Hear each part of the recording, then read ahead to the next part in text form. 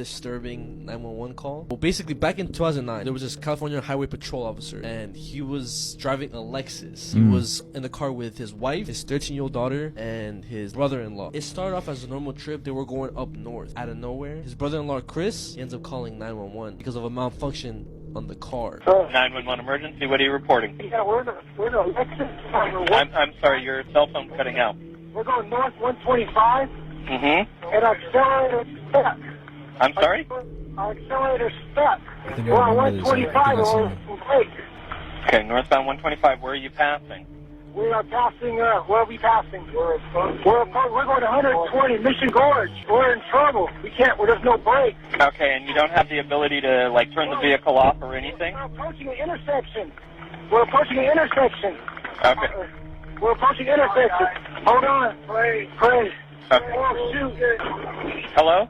Everybody in the car, they obviously ended up losing their life. And the most fucked up part about it, the car wasn't even their car. It was a loaner that was given to them by a local Lexus dealership. Well, people believe what happened was that the accelerator got stuck, like it got basically pinched down. He was trying to press the brakes, but it was not working. And that was the year when Toyota recalled a bunch of Toyota cars, a bunch of Lexus cars, because they were having the same problem. About to be a newly single mom, and I am in the middle of a divorce. My husband is being incredible though. On December 28, 2024, the police conducted a welfare check on Jennifer Sheffield, and when they entered her residence, what they found was incredibly disturbing. Inside of the home, they found the bodies of Jennifer Sheffield, aged 30, and the body of her estranged ex-husband, Brandon, who was 40 years old. At the time, the two had been going through a divorce, and sadly, the couple was raising 2 daughters together, one of whom was present at the time of the events that unfolded. On December 10th, Jennifer posted that video that I started out this video with, where she praised her ex-husband, said the divorce was going very well, and talked about how excited she was to start fresh in life. However, on December 27th, Brandon had showed up to the residence, shot and killed Jennifer, and then turned the gun on himself. Friends and family members of Jennifer and Brandon came out in the news afterwards and said they never thought Brandon could hurt anybody. They said he wasn't a violent person and they just don't know what caused him to snap. And since the case is still unfolding, we really don't have the exact details on what happened. But it's all too familiar. I feel like we always hear this from friends of perpetrators of violence. I never thought he could do such a thing. Or he just wasn't capable of such violence. But they always are capable of such violence. And now sadly, because of this man's selfish actions, Jennifer's 2 daughters have to grow up without their mother. If you want to hear more true crime stories, listen to the podcast that I co-host with my wife Courtney, Murder in America. It's available on all streaming platforms like Apple Podcasts and Spotify. This is the scariest song in the world, and here's why. Okay, so we all heard this song before, especially if you're into scary things and watch the Insidious movies.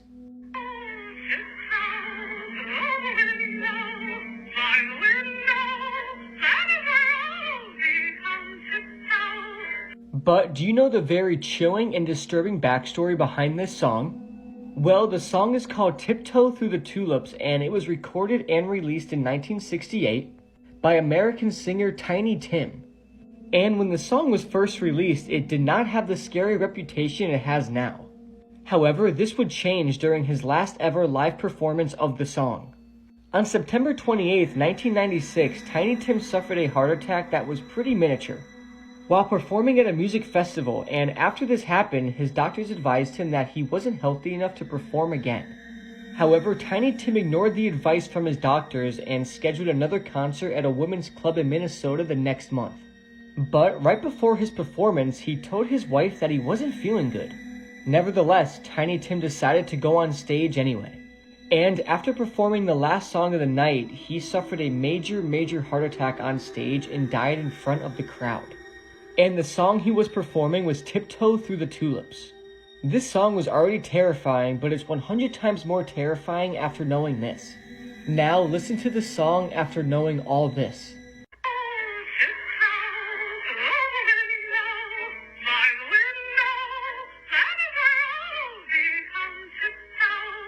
This was the most brutal broad daylight murder Kent had ever seen. This case will make you immediately delete all of your dating apps. It was 2016 and Molly McLaren was a beautiful university student from Chatham. As you can see, Molly was really stunning, but she struggled with self-confidence. She struggled with her body image and even suffered with EDs growing up. Then she met Joshua Stimpson on Tinder. The pair seemed to really get along, and Josh seemed like a nice guy at first. Molly was 23 and Josh was a little bit older, so she presumed that he would be a bit more mature than guys her age. However, it would only take a few months for Molly to become concerned about his behaviour. As is so common with these types of cases, Josh's behaviour began to get more and more concerning as time went on. He began to get really controlling with Molly, and Molly had no idea about his past with women.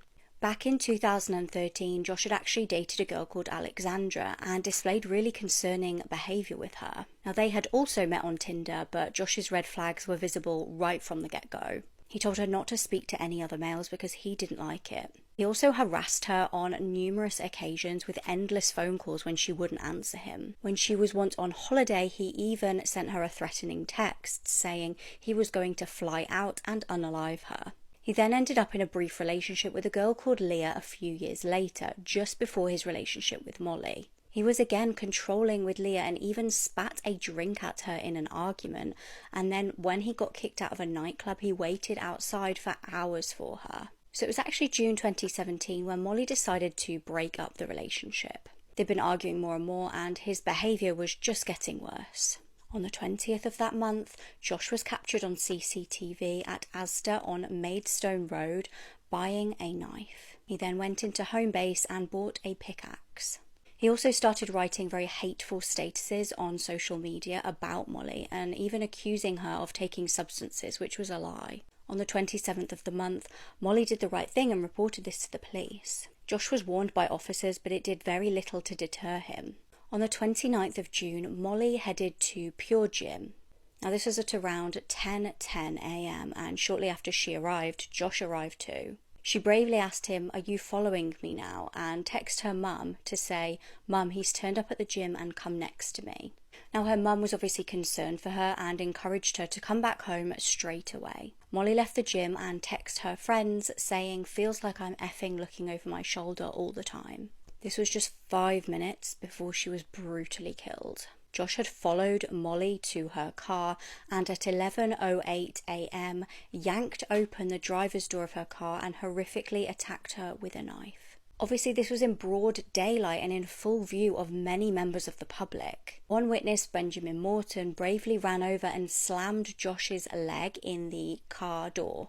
This was obviously an attempt to stop him, but when it didn't work, he tried to grab him, but failing that, he got in his own car and parked right in front of Josh to try and prevent him from running away.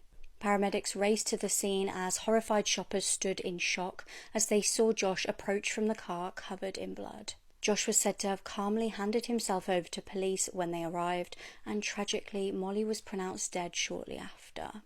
She sustained at least 75 wounds to her neck, head and body. Josh admitted manslaughter but denied murder. His defence argued that he became desperate to avoid abandonment after his mother left him when he was a teenager. Thankfully, he was found guilty of murder and given 26 years in prison. I don't know if you ever heard about the black-eyed children. Yes, I remember. I feel like if you live in the US, you've probably heard stories about it, or you probably know somebody that has encountered a black-eyed children. The legend goes is that they come to your house or maybe your car, especially if you're alone and you're in a rural area where there's not a lot of people. They always ask for help, whether that be they need to use your house phone to call their parents or use the bathroom, or if you're in your car, they ask you for a ride. And they're usually about 6 to 16 years old. They're pale with dark black eyes with no type of white showing, no iris, no nothing like that. But they always say, "Can I please come in? I need to be let in." When people encounter them, they say that they feel an immense sense of dread and fear. But the very first encounter that was on paper that kind of blew up was in the mid-90s when this journalist, his name was Brian Bethel. He basically talks about an experience when he was outside a parking lot next to a movie theater. It was like around 10 p.m. Two boys approached the car. They asked them for a ride back home. They forgot their money because they were going to go see the Mortal Kombat movie. Automatically, he felt a sense of dread dread and fear. He didn't know why, because the kids looked innocent. This is without him seeing the eyes yet, because they were wearing pullover hoodies as well. They come closer to the car and he realizes that they have black eyes. Then one of the kids says, "It won't take long, we're just two boys, we won't hurt you, we don't have a gun." He ends up getting freaked out, he drives off, and then one of the boys, he's like banging on the window saying, "Please help us, you have to let us in." So after that story blew up, everybody around the US started coming out with their stories, Say how they're seen it too. but I have two black-eyed children encounters that are pretty scary. One is regarding like what happens when you let them in. This is breaking news. There's been a major plane crash in Washington, D.C. Just this evening, a passenger plane traveling from Kansas to Washington, D.C. collided midair with a military helicopter. You can see the collision in this video. And right now, helicopters, EMS, and local police are searching the Potomac River, looking for victims and survivors from this incident. Now, as this is a breaking news story and this just happened within the hour, it is currently unknown how many survivors there are going to be from this incident. But I can't remember the last time there was a passenger aircraft crash like this in the United States. So based on initial reporting, there were 60 passengers on that flight from Kansas to Washington, D.C. And somehow when that plane was preparing to land at the Reagan Airport in Washington, D.C., this airport pictured right here, the passenger jet collided with that military helicopter. Like I said, it is currently unknown how many people are injured, how many people have lost their lives, but I have a feeling that this is going to be an absolutely massive news story. Incidents like this don't really happen that often in America, and I mean, it's just incredibly shocking and frightening that a passenger jet could collide with a military helicopter like this. And obviously, I'm just hoping that everybody that was aboard that flight is going to come out of this all right. But it is frightening and a little disheartening that they lost track of the plane and at this moment are searching for the wreckage in the nearby river. This is quite possibly the most brutal way somebody has ever died, and whatever you do, don't look up the pictures. Octavio de Silva was a 20-year-old soccer referee in Brazil, and on June 30th, 2013, he was refereeing a soccer game and sent off a player named Josmir Santos Abreu, who was 31 years old. He refused to leave the field and began a fight with the referee. Abreu threw a punch which made Octavio draw a knife from his pocket and repeatedly stab Abreu. Abreu died on the way to the hospital, and when fans watching the soccer game, including Abreu's family and friends, found out about his death, they invaded the field and stoned Octavio before decapitating him, and then ripping his limbs from his body with just their strength and no weapons, and then put his head on a stick in the middle of the field. And what makes this worse is that a graphic video surfaced online shortly after the incident, showing medical personnel reassembling Octavio's body. The videos and pictures are extremely disturbing, and I don't recommend looking them up. You will most definitely be traumatized or scarred.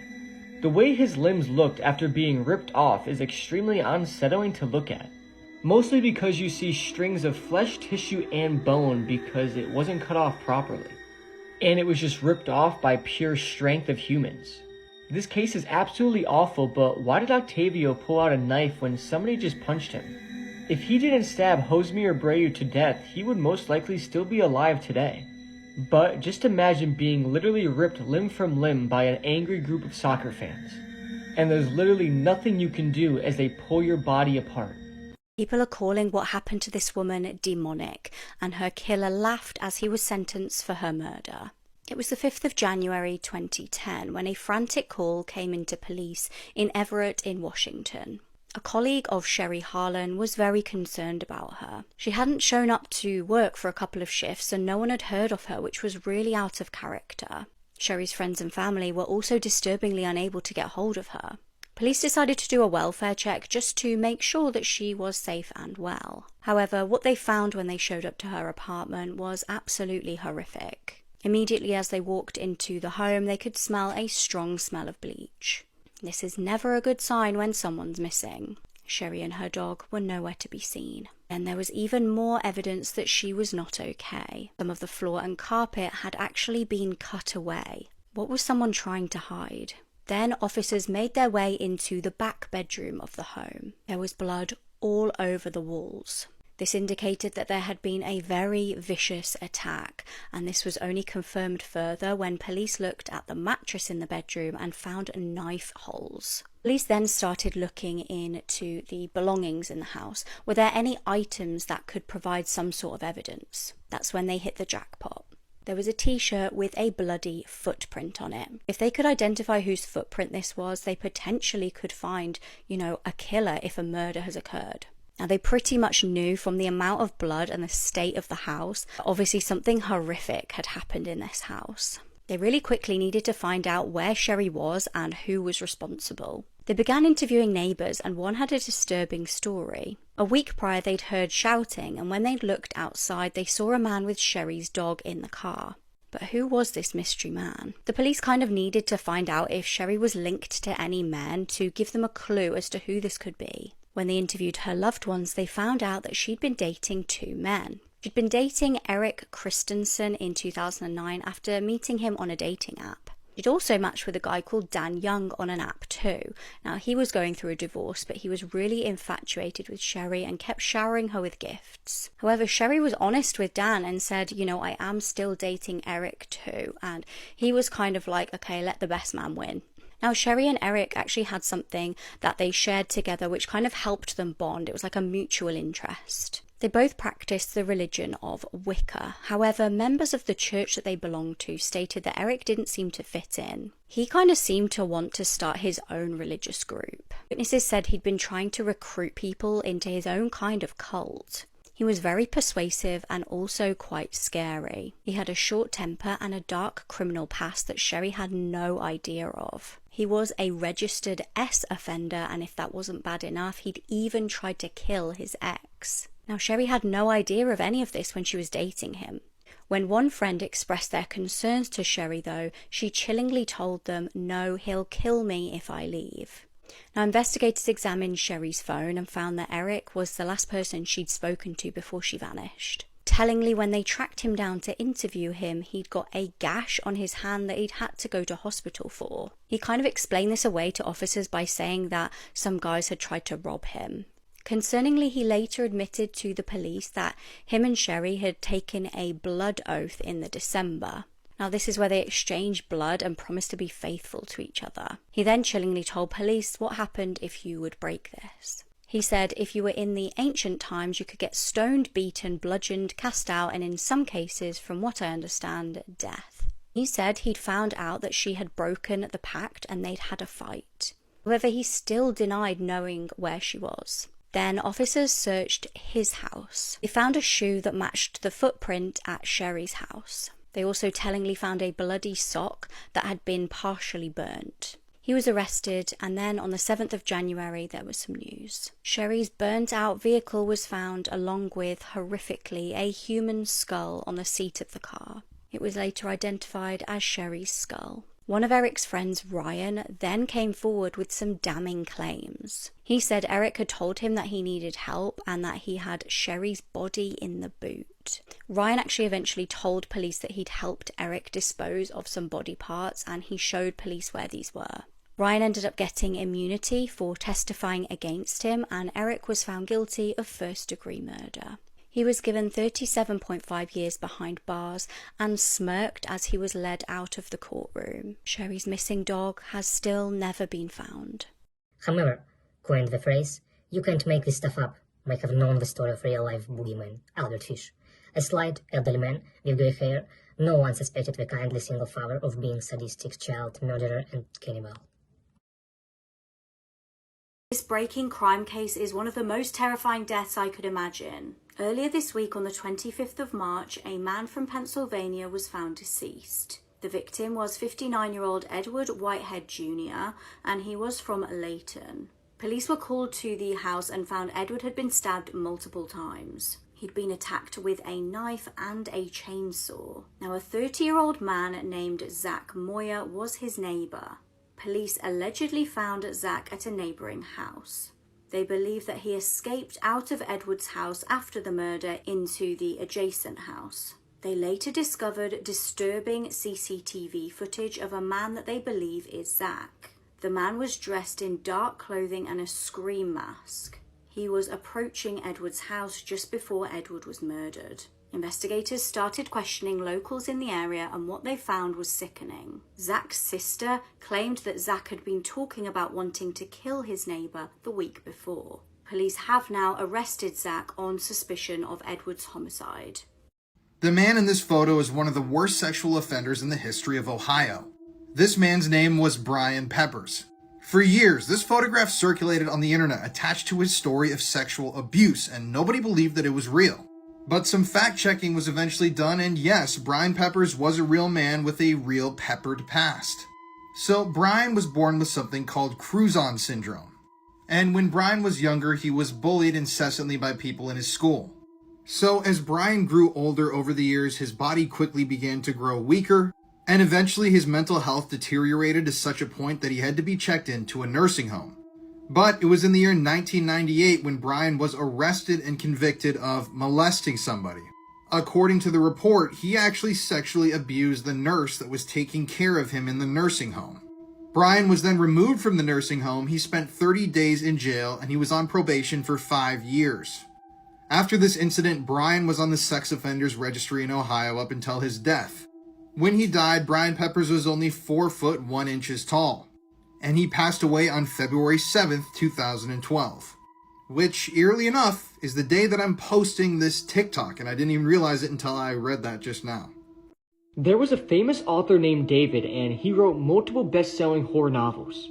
He was praised for plot twists and surprise endings. He received large amounts of fan mail every single day, and many other authors sent him manuscripts in hopes that they would get their work published. But David took pleasure in stealing the ideas from amateur writers. If he came across a manuscript with a great idea for a story, he would use it in his own books and deny the author any credit. One day, David got a manuscript, and as he read the first chapter, he felt he knew how it was going to end. He continued reading, and as he got to the last chapter, he noticed the pages were stuck together. And, anxious to finish the story, he pulled the pages apart. David felt increasingly tired, but still wanted to finish the story. When David finished, the ending was exactly what he thought. He then made a mental note to steal the story. But suddenly, David noticed a note from the author saying this: "I knew you were going to steal this story. You did it to me before and blacklisted me from the whole industry and ruined my career and life. And now I'm going to get my revenge." You had to pull the pages apart to read, didn't you? Are you feeling tired? That's normal. It's one of the symptoms of arsenic poisoning. Soon your heartbeat will get slower and slower until it stops forever. Goodbye, David. Some twist endings can be very hard to predict. This horrifying video depicts the death of a skydiver. In the video, Ivan Lester McGuire, the man holding the camera, jumps out of the airplane. But suddenly when the parachutes are deployed, Ivan discovers he didn't wear a parachute. So unfortunately, I couldn't find any photos of Ivan McGuire, the man who jumped from the plane. But this incident occurred in 1988 in California. On that day, Ivan was tasked with videotaping a skydiving instructor and a student while they embarked on a routine jump. Now, at the time, the plane was 10,500 feet above the surface of Earth. And the theory goes that Ivan thought he was wearing a parachute, maybe because he was tired, because he thought he already had it on. Ivan already had a recorded 800 jumps, so people knew he wouldn't just make a mistake like this. But either way, Ivan ended up jumping out of the plane and only realized mid-jump that he didn't have a parachute on. Obviously, he passed away once his body hit the ground. An investigation was opened up into the pilot of the plane because apparently pilots are always supposed to check on their passengers to make sure they have their parachutes on before they jump. But it was just a few tragic errors and miscalculations that day that led to this death. I'm going to show you the last moments of this footage right now. It's just absolutely disturbing and frightening to try to put yourself in his shoes and get into his mind, realizing that you're staring at the ground rapidly approaching you without a parachute. I just can't even begin to comprehend the terror he must have felt, searching his back and staring down at the ground as it rapidly approached him. It's just so eerie. One fatal error meant this man was dragged by a roller coaster and thrown to his death. It was 2003 near Seattle in Washington. Doug McKay had been placed in charge of the family carnival business by his dad. Doug and his wife Sherry co-owned Paradis Amusements, which was based in Idaho. They ended up getting a contract with Whidbey Island Fair. On the 16th of August, the pair were at the fun fair inspecting the area. Doug noticed something needed fixing on one of the roller coasters. The ride in question was called the Super Loop 2. The ride was basically a vertical loop. Now, Doug felt that it needed lubricating on one side of the loop. Tragically, like he'd done many times before, Doug actually jumped onto the track while the roller coaster was in motion. Now, he was usually pretty good at this. He was very, very confident just hopping on and off the rides. However, as he sprayed oil onto the track this one day to lubricate the ride, he actually slipped and fell and got caught by his hair. He then became trapped on a carriage. Park goers watched on in horror as he was pulled 40 feet up to the top of the loop and then plunged to his death. Witnesses were then completely traumatized by seeing his body land on a metal fence and virtually split in half. He was pronounced dead at the scene. Horrifically, many children witnessed this as they were on the ride at the time. Now, the fair only postponed rides for an hour after the death. They then continued with the evening's amusements. The next day, the amusement park opened as usual. Doug's wife Sherry had promised Doug that if anything was to go wrong, she would keep the show running as usual. This couple were eaten alive by a grizzly bear, captured on harrowing video footage. It was October 2003. Timothy Treadwell was a 46-year-old grizzly bear enthusiast. He famously claimed that he felt more at home in nature with the bears than in normal human society. He spent a total of 13 summers in Alaska's Katmai National Park, documenting the giant creatures. He would stun people by how close he got to the giant animals. He said the animals understood him and that there was a mutual respect, and he would even occasionally wrestle with the baby cubs. Park rangers, though, were warning Timothy about how unpredictable the animals could be. This was what Timothy lived for, though. He seemed very willing to take the huge risk of getting up close and personal with these beautiful bears. Now, Timothy began to get complacent. On one occasion, he even left food open inside of his tent. Rangers had to warn him not to do this. Now, in the autumn in question, he was actually with his girlfriend Amy at the park. Now, they usually only stayed for the summer, but this year they were there much later into October. Bears are known to be a little bit more anxious and antagonistic this time of year as they are preparing for hibernation and food supplies are less. On the 5th of October, Timothy and his girlfriend were due to be picked up. They were getting a plane out of the national park, but when the pilot turned up, they were nowhere to be found. Near the campsite, the pilot stumbled upon something terrifying. A human rib cage lay on the floor. Park rangers were called and they were met by a terrifying bear. It tried to attack them, so they killed it. Human remains were later found in its stomach. They were the remains of Timothy and Amy. Timothy's video camera was later recovered from the campsite. The camera had captured the couple's brutal death. The audio from the camera was rolling and it picked up Timothy screaming that he was being killed out here. Amy then shouts at him to play dead and then encourages him to fight back. Tragically, they were both eaten by the grizzly bear. This is the Yellowstone accident, one of the worst ways somebody has ever died. Yellowstone is a very popular park and has a lot of visitors, and accidents are extremely rare. But occasionally, some people will ignore the impact Mother Nature has and step off the designated trails and boardwalks to explore further. This was the case with Colin and Sable Scott. They disregarded many signs warning them to stay on the boardwalk and warning them that they were entering a thermal zone. However, thinking that they knew better, they ignored the warnings and looked for a place to swim.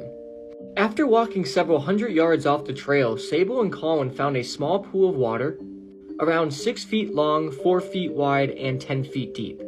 Sable was recording the natural beauty of the area with her brother in frame. Colin kneeled down next to the pool of water in order to check the temperature. But as he reached down to check, Colin lost his footing and fell into the water. And immediately Sable realized that they made a huge mistake. As soon as Colin hit the water, he let out a piercing scream. Sable, who was still recording, ran over to her brother in order to try and rescue him. However, it was to no avail. As her brother was boiling alive, Sable ran off to try and find help and found a park ranger. When they got back to the pool, Colin was already dead and floating face down. Park rangers attempted to recover Colin's body, but a thunderstorm arrived and forced them to retreat for the night. Returning the next day, they found that nothing of Colin's body remained besides his flip-flops and wallet. He had completely dissolved in the red-hot acidic water. Upon the investigation of Colin's death, Yellowstone officials asked for Sable's phone in order to get a copy of the video of Colin's death. Sable gave them permission to take her phone and get a copy of the video, and when they gave the phone back to Sable, Yellowstone officials stated to her that she should not watch the video and even asked her if they wanted them to delete it for her. However, she said no and that she wanted to keep the footage. She said she would never watch it but wanted to keep it, and nobody knows why. It's very unlikely this footage will ever be made public, and can you imagine falling into a boiling acidic body of water and just floating there, burning and dissolving away, all while there is nothing anybody can do to save you? For all we know, Colin could have been alive for some time before dying, but nobody knows because his body dissolved away, and there was no autopsy. Luckily, the video of this never surfaced because I could only imagine seeing the pain he was feeling, and the regret his sister was feeling. There's no point to go looking for it because you literally won't find it. There's a lot of bad ways to die, but this has to be up there with the worst.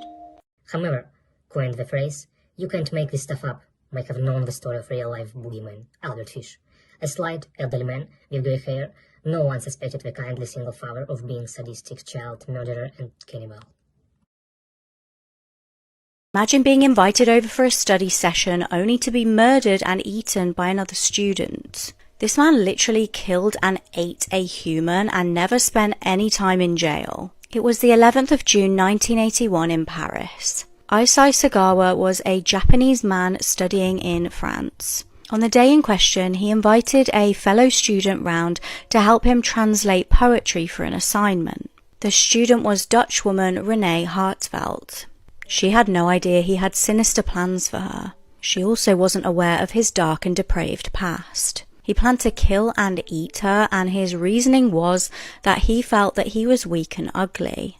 She, on the other hand, was very healthy and beautiful. He thought if he ate her, he would take on her characteristics. When she showed up, he shot her in the neck. Horrifically, he then arred her body and tried to eat her, but realized his teeth weren't sharp enough. He decided to go out and come back with a sharp knife. Upon arrival back at the house, he ate part of her face, bum, feet, and neck. He then saved some of her body parts in his fridge. Now, as time went on, the rest of her body started to decompose. He panicked and took the rest of her remains over to a lake. Luckily, he was caught doing so and was found to have 2 suitcases with him filled with body parts. Now, this should have been the end of the tale, and he should have gone to prison and served a lot of time for this hideous crime. It turned out, as a child, he'd experienced cannibalistic desires. When he was 24, he'd stalked a woman and followed her back to her apartment. He then broke in as she slept. Now, she actually woke up and fought back. He was arrested and charged with R, but actually had a wealthy dad who just paid off the victim. A few years later, in 1977, he went to study in Paris. He claimed he would often bring home S-workers and intend to kill them, but just would freeze up. Now again, due to his wealthy family, when he got arrested for the horrific cannibal murder, he was able to afford a good lawyer. He was found legally insane and unfit to stand trial. He was then placed in a mental hospital for an unspecified amount of time. However, his case then started getting widespread media attention, and he was actually deported back to Japan. It was in Japan he was declared sane. Now, the charges in France had been dropped, and he was released from hospital in 1986 and then was a free man. This was obviously heavily criticised by so many people. Staggeringly, he remained free until 2022, when he passed away from pneumonia in Tokyo, aged 73. This is Slaughterhouse, the ISIS video nobody should ever watch explained. The video that I'm about to explain depicts the brutal execution of 15 men, and this graphic video was released on the 12th of December 2016.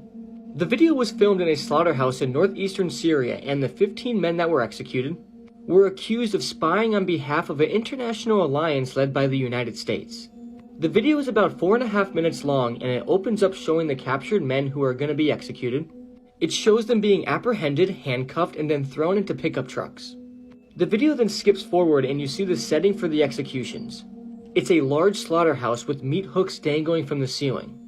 The captives are then moved into the building, essentially hurdled and moving like cattle to the corner of the room.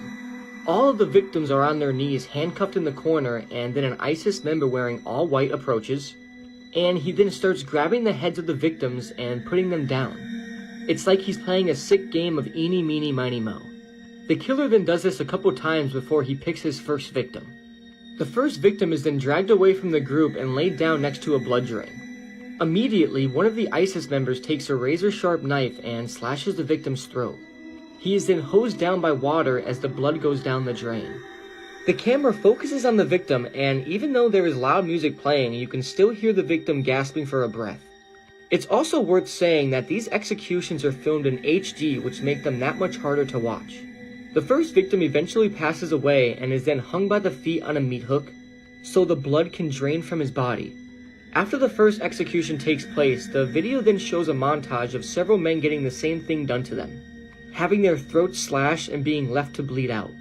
Many disturbing graphic shots are shown during this segment, including this one shot that had the camera in the drain, so that you can see the blood flow and drain away.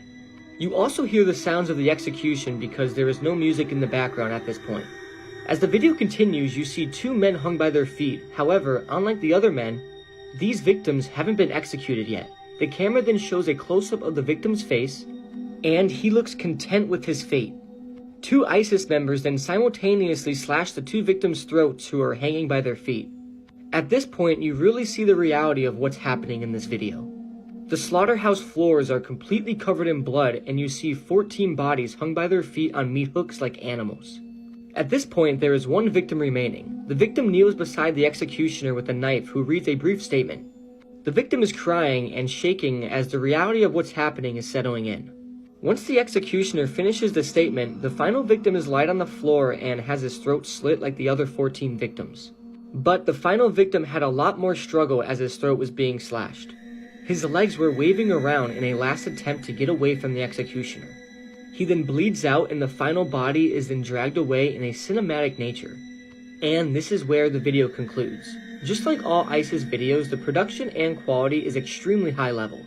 They film these executions in a movie-type style, and nobody understands why ISIS makes the videos like this. But many people think it's to recruit new members. It's like they try to make these videos look appealing, which is just very strange. Never go looking for this video for obvious reasons, and this is just another example of how cruel our world actually is. It's crazy that human beings do these types of things to each other on a daily basis. It's absolutely sickening. Sometimes true for stranger than fiction. The case of Richard Trenton Chase is a story which even the most depraved horror writer would struggle to create. Over the course of 4 weeks spanning across 1977 and 1978, Richard Chase took the lives of 6 innocent victims in Sacramento, California. His murders gradually progressed in violence, beginning with drive-by shootings and culminating in acts of cannibalism. There should be no law against killing people. I know it's a wrong thing, but hell, you restrict somebody from it, they're gonna want it more. We found our victim, and sad as it may be, she's our... The two teenage boys who filmed that video, Brian Draper and Tori Adamczyk, then went on after recording that to murder their classmate. Their classmate's name was Cassie Jo Stoddard, and this is an infamous case from Idaho. So Brian and Tori were obsessed with horror movies. They specifically loved the movie Scream. And in home recordings that the two actually made before the murder, they talked about how they wanted to create a real-life horror movie. Well, on September 22nd, 2006, these two decided that their first victim would be their 16-year-old classmate, Cassie Jo. And on that day, they created a death list of other people they wanted to murder as well. That night, Cassie Jo was house-sitting for her aunt and uncle at this property shown above. It's rural, it's kind of in the middle of nowhere, and it was the perfect place for a crime. So on that evening, Cassie actually had her boyfriend Matt over. And at some point during the night, Brian and Tori, the killers, who were actually friends of the couple, came over for a tour of the house. Cassie had no idea that while those two teenagers were in her home, one of them had gone downstairs and unlocked the basement door so that they could come back later. At some point later on in the night, Brian and Tori returned to the house wearing creepy masks. They then proceeded from the basement to turn off the power in the home, shutting off all of the lights. The two were hoping that Cassie and her boyfriend would come down to check on this, but neither of them did, so they turned the lights back on. At one point, Cassie's boyfriend even noticed that the dog was staring down in the basement, and he thought this was suspicious. And that evening, Matt, Cassie's boyfriend, called his mother to see if he could spend the night with Cassie because she felt so scared. Matt's mom said that Cassie could come over to their house with him, but he couldn't spend the night. But Cassie assured Matt that she would be fine, so she sent him on his way, and she was alone in the home. When Matt's mother came to pick him up from Cassie's house, he actually called one of the killers. And when Tori picked up the phone, he was whispering. Now, Matt assumed that's because these two were in a movie theater, but they were actually in Cassie's basement.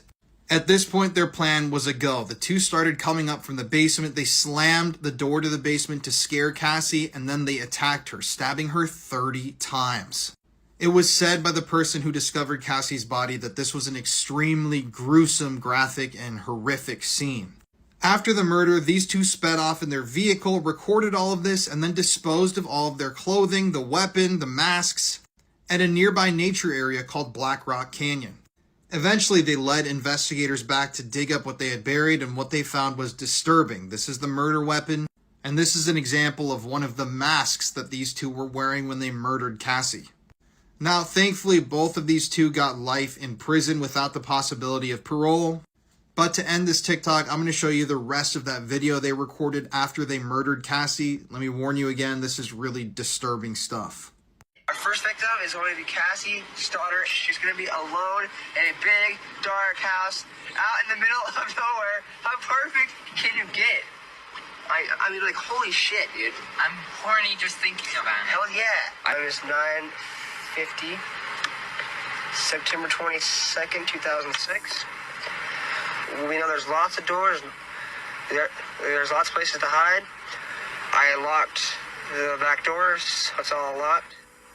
Now we just gotta wait. I just killed Cassie. We just left her house. This is not a fucking joke. I'm shaking. I stabbed her in the throat and I saw her lifeless body just disappear. Dude, I just killed Cassie. One of the scariest things that I've ever heard is the voicemail that Henry McCabe left his wife before he mysteriously disappeared. On the evening of September 6, 2015, Henry was partying with some friends at a club called Publicski's in Minnesota. At this time, Henry's wife and two kids were staying with some family in California, so they weren't in town. When they were done partying, for reasons unknown, Henry's friend William dropped him off at a gas station at around 2 a.m. The following events that took place have never really been explained. At 2:28 a.m., Henry's wife gets a call from Henry, and at first it kind of seems like a pocket dial. But the sounds are literally terrifying. It sounded like he was moaning in pain, almost like growling noises, and you can't really make out what he's saying, although some believe that it sounded like he said he'd been shot. After 2 minutes of these horrifying sounds, a man yells, "Stop it," and then the call disconnects. Only part of the voicemail has ever been released. Here it is.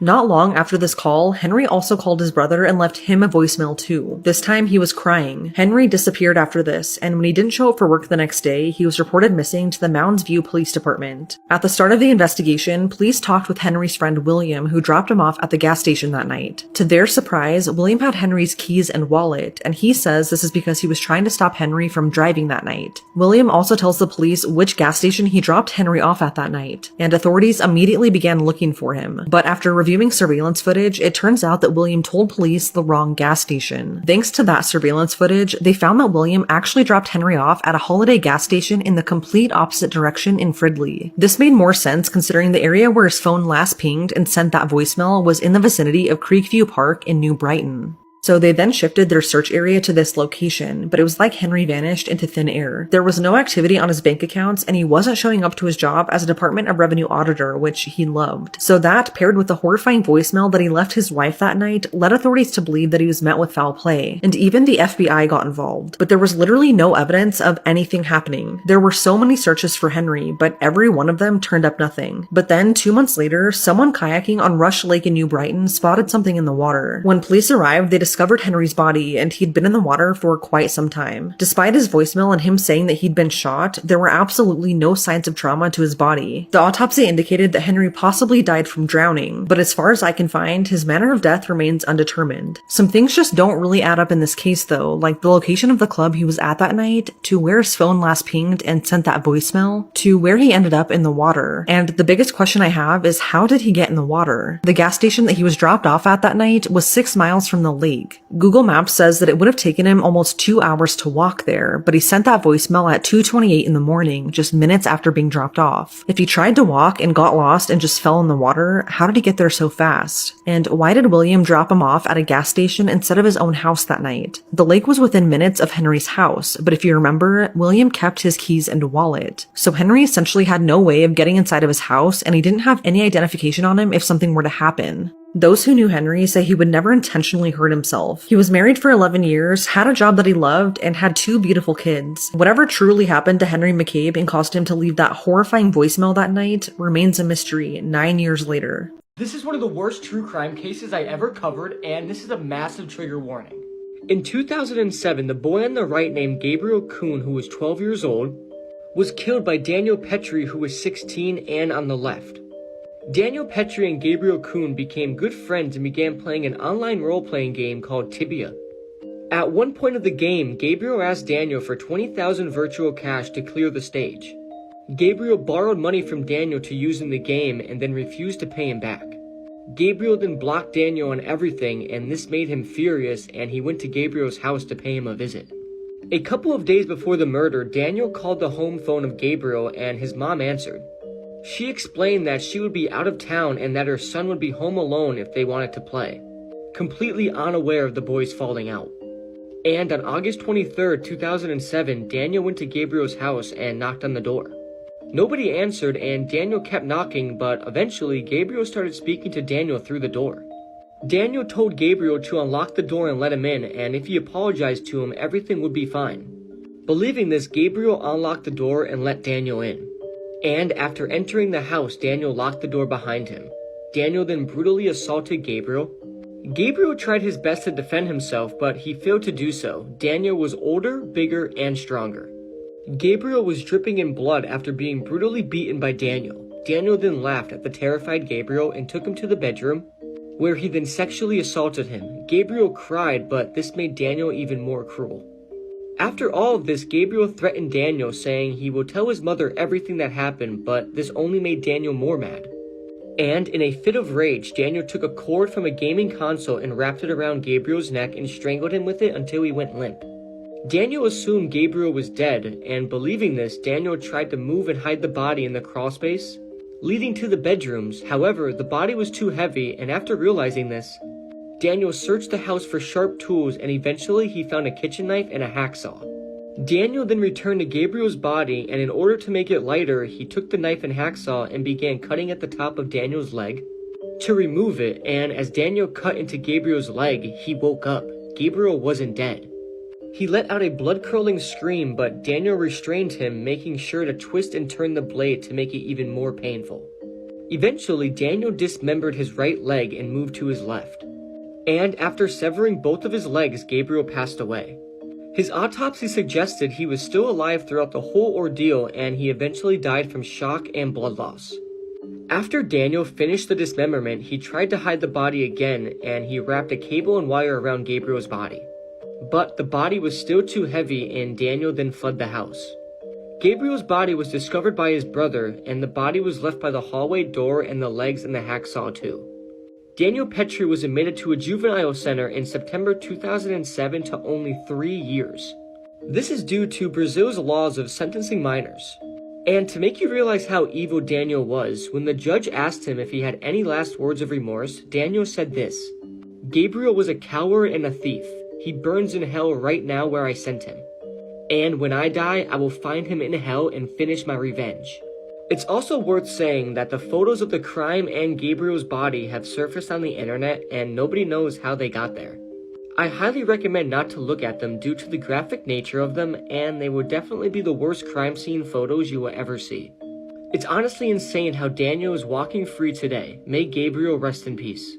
it take you to join a cult? This fully reminds me of a story I read about a guy that joined a doomsday cult by accident. A few years ago, a guy, Alex, was studying law in Australia when he was approached by two men in suits on campus. They told him they needed to interview international students for a study they were doing. Alex does the study, and the guys are really nice, and Alex doesn't really have any friends on campus, so they ask him to coffee later, and he accepts. So on the day they're supposed to meet for coffee, the two guys end up bringing this, other woman along. And they're all hanging out, but she starts talking about these classes that she's been taking. She's raving about these classes, and the guys have also taken these classes, and they're like, Alex, you have to do these classes with us. So when he shows up to take the class with them, it turns out it's a 9-month commitment, and you have to go 3 times a week. Also, it's a full-on Bible study. But Alex was raised Christian, and he also doesn't want to lose these friends, so he's like, whatever, I'll take these classes with you. But then, a few months into these classes, his friends start saying weird things to him, like, oh, your parents are under the control of Satan, you should probably not talk to them anymore. Alex gets a weird vibe, he ends up Googling it, and it turns out he fully joined Shincheonji, which is a high-control religious group based in South Korea. Took a bullet to the head in broad daylight while serving as the President of the United States. I am John F. Kennedy, and here is the account of the curse that befell my family. I was born in 1917 into a wealthy and influential family. My father, Joseph Kennedy, had grand ambitions for us, his children. However, shortly after I assumed the presidency as the 35th President of the United States, misfortune began to plague my family. My elder brother, Joseph Kennedy Jr., was killed during World War II. My sister, Kathleen, perished in a plane crash. And then came that fateful day in 1963, when I was assassinated in broad daylight in Dallas. But the curse did not end there. My brother Robert was assassinated in 1968 while campaigning for the presidency. My other brother Edward survived a plane crash in 1964, but was involved in a tragic car accident in 1969, resulting in the death of a young woman.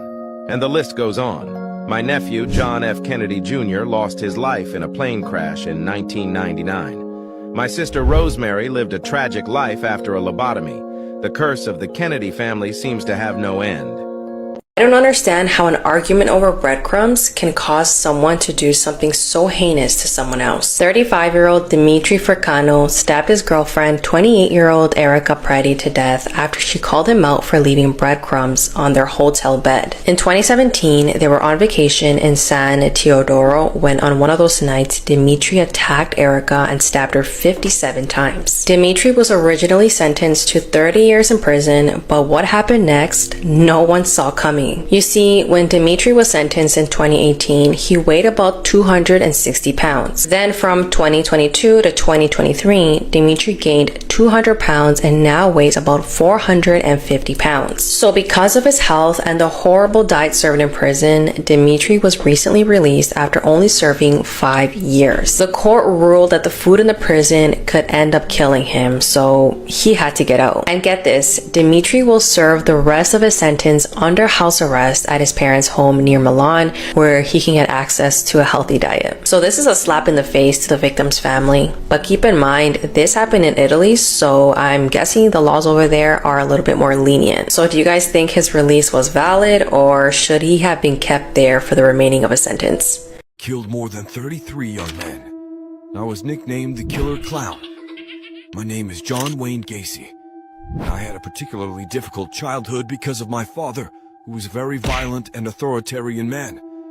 At the age of 9, I was raped by a person I thought was my friend. I then left school very early and immediately joined the Navy.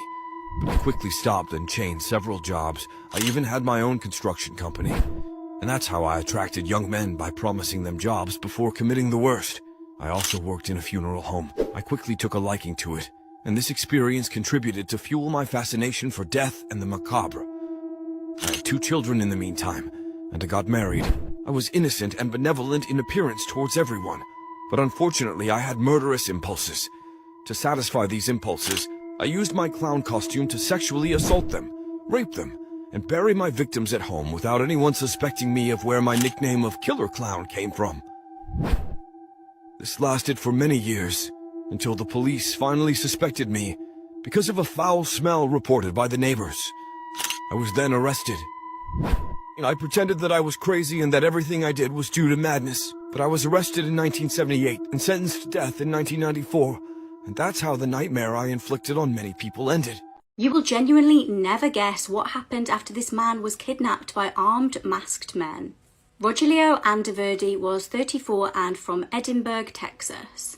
At 10:30 p.m. on the 1st of October 2013, a terrifying event would unfold. Rogelio was at home with his wife when suddenly two masked men with guns barged through the door. They dragged the man from the property and forced him into the back of a van. His wife was understandably hysterical and called police immediately as the masked men disappeared with her husband. Now, police officers headed out in force and even had a police helicopter scouring the area for any sign of him. However, they had no luck and police became suspicious as Rogelio had no criminal history or links to any gangs of any kind. After several hours, the search was called off. 2 days later, to his wife's shock, Rogelio walked through the door. He told her that his kidnappers had shown him mercy and simply set him free. Now, obviously, the police were following up on this case and they questioned him. Eventually, Rogelio had to tell the truth. He had staged a fake kidnapping between him and his friends so that he could go on a night out. He said that he simply wanted to spend time with his friends and party. He was eventually charged with making a false report to police and released on $5,000 bail.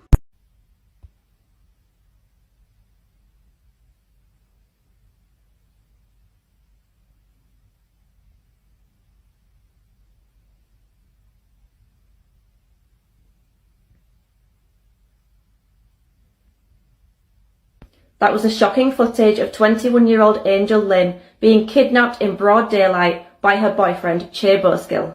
She was thrown inside the van and then driven down the A6, and at 60 miles an hour, she was pushed from the van and suffered a catastrophic head injury. She was found by a passerby and rushed to hospital. Angel suffered a fractured skull and a catastrophic brain injury, from which she might never recover. She was left unable to walk, talk, or feed herself.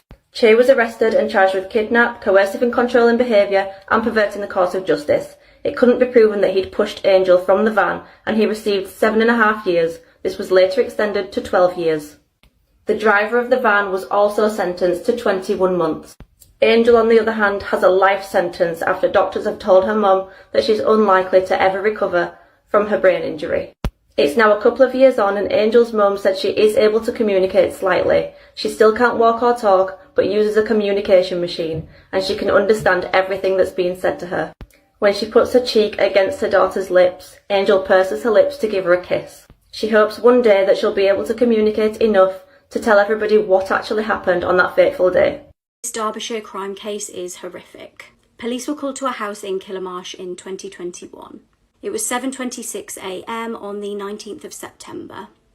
What they were told when they arrived stunned them. Outside was Damien Bendel. He chillingly told police that he'd murdered 4 people inside of the house. He was arrested at the scene and what officers discovered would haunt them.